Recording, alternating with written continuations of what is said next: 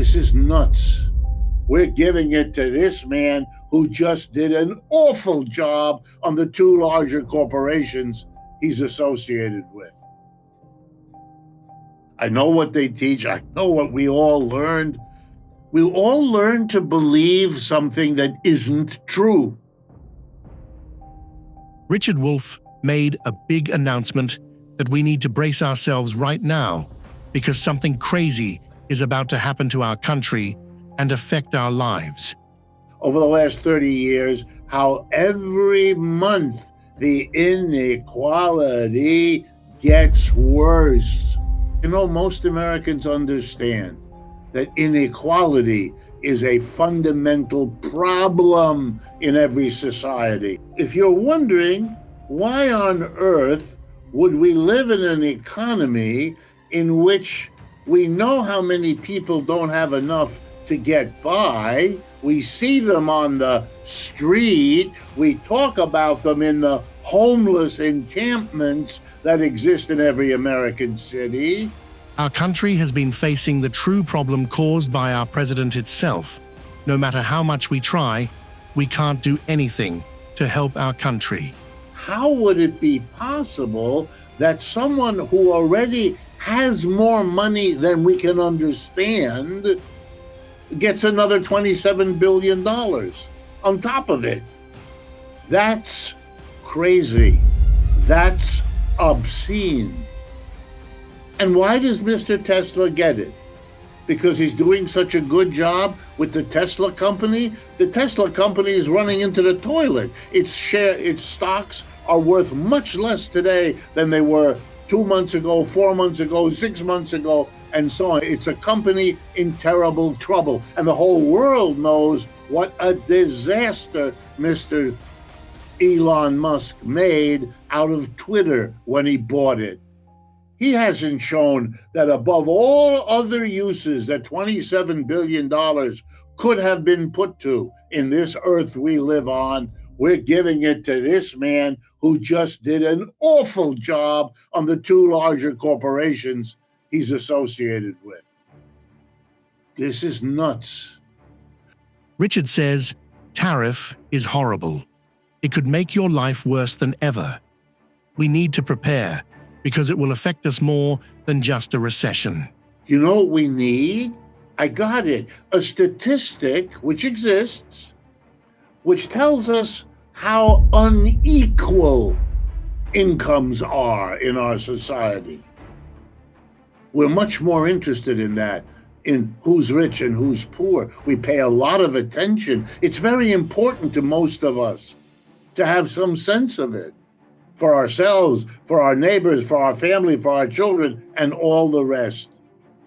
And you know, if you do a lot of work, which people like me do, you can go find the statistics, but you won't hear about them on the radio hardly ever, maybe a couple times a year, but you'll hear about employment statistics every couple of weeks. What's that about? Employers are interested in how much hiring is going on. Can they fire workers and find other ones quickly? They have interests in that. And that's why we get it. And you and I have interest in how unequal is the pie cut up amongst us. Is it justified? Is it getting worse? Are the rich getting richer? A clue. They are, and they have been for 40 years, but you don't hear very much about it, and you certainly don't get the weekly or monthly update the way you do about the unemployment statistics. No, unemployment isn't something that we put there every week or month because it's the most important. It isn't. It never was. It's useful for employers, and it's also useful not to let people know, which we could have, and we should have, over the last 30 years, how every month the inequality gets worse. Richard says, what Trump has done is going to make our country collapse. The tariff just makes our economy fall and make the poorest dying. The very fact that what I just said makes sense to everybody in the country, because we all really do know is a critique of capitalism where we have a society that refuses to entertain it.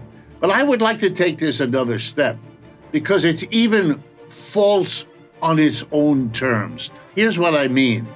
Profit, we know that. I teach it. My colleagues who are not critics teach it as well. In order to understand the profit of anything, this particular medical procedure or that particular food additive or this particular way of constructing a refrigerant, whatever it is, to understand what's profitable is never the same thing as to understand what would be the best thing to do. Let me give you an example. Here's a medicine that cures a bunch of things, and so we're very happy. The company goes to work, produces it, takes out a patent on it, and when asked, why are you investing heavily into this medication, they say it's profitable. And most of us say, oh, yeah, it's profitable. Wait a minute. In order to know if it's profitable, you have to weigh its costs and its benefits. Imposing tariffs may feel good. Big money comes into the country, but it's not about the country. It's about us, who's going to pay a lot of taxes because of the tariff. Yeah, but here's the problem. The costs run into the future. We don't know today what it will cost to produce that medicine 2 years from now, 4 years from now, 8 years from now. And here's something else we don't know. We don't know what all the benefits are. Maybe there'll be a discovery down the road that this medication also works for that one. Why am I mentioning this? Because we never know what the ultimately most profitable way is. If we were honest, we would say you don't know, because that's the honest answer. It's like asking someone, can you tell me what your situation will be 2 years from now? The honest answer is, I can't do that. That's not something a human being can do. Well, to know all the costs and benefits in the present and the future of making a fridge this way or introducing this new flavoring into the cookie, we don't know. So to give me the answer, it's profitable, means you're going to make money off of it because of the way we work right now. But you don't know that that's the best thing. We ought not to, here comes the punchline, we ought not to allow individuals or small groups to decide how to spend vast amounts of our money when we have not had a chance to look as best we can at what's best for the society as a whole. That's the way we ought to decide in a collective, democratic way how to do this important question of investing in this way rather than that way, producing these goods rather than those goods. To allow that to be done by small groups of people who tell you honestly they're making decisions on what the profit flow in the near future will be to them, that argument ought to be what disqualifies them from being in that position. And therefore the answer, it's profitable, answers nothing. Profit, and look, I'm the product of American higher education and economics. I teach at a university to this day. I know what they teach. I know what we all learned. We all learned to believe something that isn't true. That profit is some neutral, optimal standard. In other words, if it's profitable, oh, well, then great, we should do it. No, no, no. Cigarettes were profitable. We shouldn't have done it. You know, catalytic converters in cars were profitable. We shouldn't have done it. Goldman Sachs is admitting that we do research in this country guided by what's profitable, not by what might be the general commitment to maximizing the health of our people. The BRICS have a common enemy. Doesn't have to be. The United States didn't have to become the enemy. Western Europe didn't have to. They've chosen to. The people should rule, not the lords. The people should rule, and they should rule equally. Richard Wolff made a big step. He reveals about Donald Trump plans that are about to collapse and affect our country right now. The United States and the Western Europeans have been losing. That's why the line of where the Russians control is now giving at least a third of over to the Russians already. And what happened there was a misunderstanding of the BRICS. Why is that? A political disaster like a loss? Yeah. Whatever you think of that war, Russia is winning, while the United States and Western Europeans are steadily losing ground. Here was the mistake. The Americans thought that they could punish the Russians for invading by imposing on them massive sanctions, taking billions of money from them that they had stored in Europe, and refusing to buy the oil and gas, which are crucial exports for the Russian economy. One mistake was made. They didn't understand the BRICS, because here's what Russia did. It said, okay, those sanctions would hurt if we had no way to get around them. Okay, you're not buying our oil and gas would really hurt if we can't find anyone else to sell it to. But they found a way to get around the sanctions, which they've done. And they got a way to find new customers for their oil and gas, which they've done. The BRICS are threatened by their disunity and internal differences, but at the same time, they are blessed by it, because their diversity gives them reach across cultures, continents, and economies. The BRICS did all of that for them, with them. That's the solidarity you get if you're the core new powerhouse of the world economy. Now, finally, the military. And here's the ironic part of all this. The BRICS are a very diverse collection of countries. It's very easy to see that they have different relationships, one versus the other, with the United States. Some of them are still wrapped up in the Western-dominated global economic system that is shrinking, but is still a big, powerful presence. Some of them are Muslim, some of them are Hindu, some of them are neither, some of them are rich, others are quite poor. I mean, there are lots of disagreements, lots of differences, lots of ways that their unity is fragile. It's relatively new. One of the few things that is holding them together is the relentless hostility and enmity of the United States and Western Europe.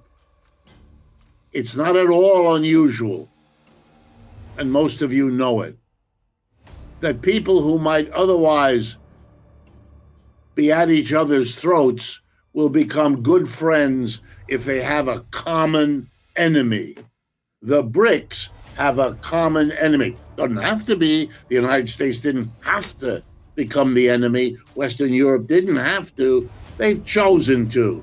Richard points out the solidarity of BRICS, nations once seen as peripheral now standing united as the core powerhouse of the new world economy. They don't like a challenge, especially a successful one, to the role they used to have. But you know, the disunity is also an enormous strength. This is a message from the philosopher Hegel, the unity of opposites. The BRICS are threatened by their disunity, their differences, but they are also blessed by that disunity. And I'm going to tell you why. Their disunity means they're not all relying on one of their number to be the military powerhouse. Yes, China is the richest member, and China will eventually overwhelm the others, if that's how they go, by its very size and its productivity. The only conceivable challenge to that might be India, but already India is doing that. But the disunity among them means they all have armies. You see, the unity of Europe, the European Union, never had that level of difference that they had their armies after World War II. They had it earlier, but after World War II, they made a decision they now deeply regret. The United States would take over the military. So today, the United States has a global military, 700 bases around the world to try to enforce its empire. But the rest of the G7 have no military to speak of. Laughable. No one takes the military seriously. They're not a global force. That's not true in the BRICS. China and India have, and Indonesia and other countries also have. So the irony is their disunity means they won't go the way Europe does, because Europe is now in danger of falling apart because it has no military, and the United States is not willing to play the role anymore. That's why the war is going so badly for the West. Bottom line, we are in the presence of a historical shift.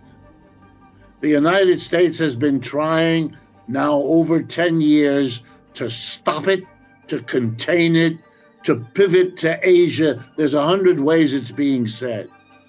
Richard asserts that more and more votes in the United Nations are ending up as everyone against the United States, leaving America increasingly isolated on the global stage. The people should rule, not the lords. The people should rule, and they should rule equally. Not great Asia, not some people more equal than what a fantastic idea. And it was the idea that Thomas Jefferson thought was magnificent. And so he kept it. And so did Sam Adams. And so did many of the others who made the American Revolution. And so did Robespierre and Danton and Marat, the great leaders of the French Revolution. Well, why am I telling you this? Because they did usher in a new system. No more lords, no more serfs, no more masters, no more. The new system organized people to produce goods and services, which they always had. But this time, the relationship between them was that of the employer and the employee. Some people would be selling their ability to work, and other people would be buying it. And that was a very different relationship from the and the master or the serf and the lord. And they brought that system in, the new system. You would be free to go wherever you wanted. You could work for any employer who would hire you. And you would be part of this new economic system. They didn't call it capitalism. They didn't know what to call it. So some of them called it freedom. Some of it thought it's the people will finally be in charge. Democracy. Okay, it came at the end of the 18th century. By the middle of the 19th century, 50 years, 75 years later, it was the new system established in Europe. And at that time, Karl Marx reached his adulthood. And so he was living in this new system. He loved the slogans of the French and American revolutions. They were his passion too. Liberty, equality, fraternity, democracy. He was part of the generation that welcomed all of that. They were the generation that included Beethoven and the music he wrote to celebrate all that. Mr. Trump's government is working, as I speak to you, to take away the right to unionize and to strike for government employees. Will the striking workers confront the army? It has happened before in American history. Are we going down that road again? Richard Wolff warns, "I told you something was coming, and now it's here. A milestone pushing the country closer to fascism than ever before." I call this one milestone to fascism. I don't use these words lightly, as I hope you have noticed, but I think something has just happened that we need to pay attention to in the context of being on the road to fascism and having just passed a very significant milestone. I am referring to the decision made this week to use approximately $9 billion worth of American taxpayers' money sent to Washington, D.C., and used by the Trump administration to buy roughly 10% of the company known as Intel, one of the major high-tech computer companies in the United States and therefore in the world. It was a company having economic difficulties. It had made some bad decisions. The value of its stocks had declined. It was widely known to be in trouble. Richard asserts that the American government, in effect, handed $9 billion of taxpayer money to Intel, putting that power directly into the hands of its board of directors. The government putting that money into that company in that way is a way of helping the corporation, giving them, in effect, $9 billion of taxpayer money allows the board of directors of Intel, they're the ones who decide what to do with that money, a chance to use it to improve the situation and the fortunes of that huge capitalist corporation.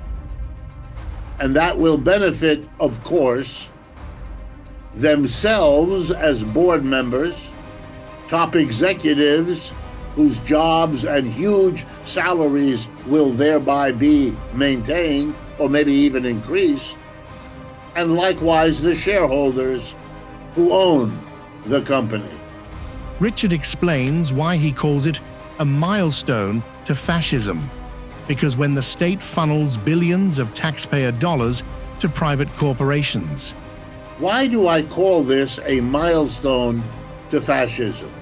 Well, on one level, it's a simple definition. German fascism, Italian fascism, they were characterized by a merger that happened between the top levels of corporate capitalist enterprise on the one hand, and the top officials of the party government on the other. Once Hitler came to power in January of 1933, he proceeded quickly to bring these two together, to have government officials become members of boards of government, to use government boards of the corporations, to have government money help the corporations. And of course, in return, it was demanded that the corporations support the government in every conceivable way.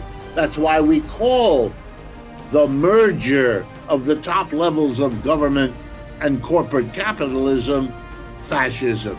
Please notice that the government comes together, takes over big business, not in order to help the condition of workers That has nothing to do with it. It doesn't happen because it's not a point or purpose of this coming together. The coming together has an altogether different purpose: to support profitability, to support shareholders, to support corporate enterprise at the highest level. Richard warns that when the government comes together with big business, it's not to improve the condition of workers, but to tighten control and protect the elites. It's basically a government subsidy, but now it takes that new step. It isn't a tax cut. It isn't merely a grant or even a loan. It's we're becoming, we the government, owners. If the government owns 10%, it is probably the largest shareholder Intel has. Now let me show you where this leads. And of course I know because I know where it has led in the past. If the workers at Intel, and there are many thousands of them, were to decide that they don't want this or that policy of the Intel Corporation, and they have a strike, for example, which they are perfectly legally entitled to do, they will be striking against the government, which is a major, if not the major, owner of Intel. Will Mr. Trump, if he's the president at the time of such a strike, will he call in the military? The way he's calling the military in to Los Angeles or Washington or Chicago or New York, or at least threatening to do so? Will the striking workers confront the army? It has happened before in American history. Are we going down that road again? Let me give you yet another example.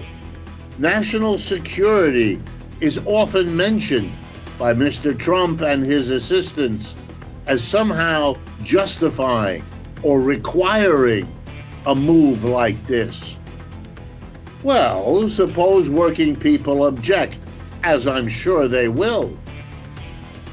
Maybe Mr. Trump will decide that national security requires changing the rules so that unions can't strike. Say, for example, when the government is part owner of an enterprise. Richard claims that Trump's government is working to strip away the rights of government employees to unionize, to strike, and to defend their own interests. Mr. Trump's government is working, as I speak to you, to take away the right to unionize and to strike for government employees. So we know what his position is likely to be. Will we soon have a new set of unions organized by the government and pushing the old independent unions that were created by workers out and bringing in the government-approved unions? That's what happened in Germany. That's what happened in Italy when they had fascism. And then there's the interesting recognition by members of the board of Intel, some of whom apparently did not know that this was going to happen. There's the question, if the United States government is the key owner of Intel, what is going to be the policy of countries around the world that might have thought of buying Intel products, high-tech computer-related products? They're going to be now worried, with much more reason than we had with the Chinese, that they're buying governmental products that might contain spying equipment, that might be reflective of the government's interests, not just dealing with a private enterprise called Intel. Countries that have a quarrel with the United States could now express their disinterest, their hostility, their opposition by not buying Intel products as a way of pushing back against the United States government. The United States did that with the Huawei Corporation from China, even though the government of China isn't a part and wasn't then of its board of directors the way Mr. Trump had. We are doing extraordinary things. We are taking enormous steps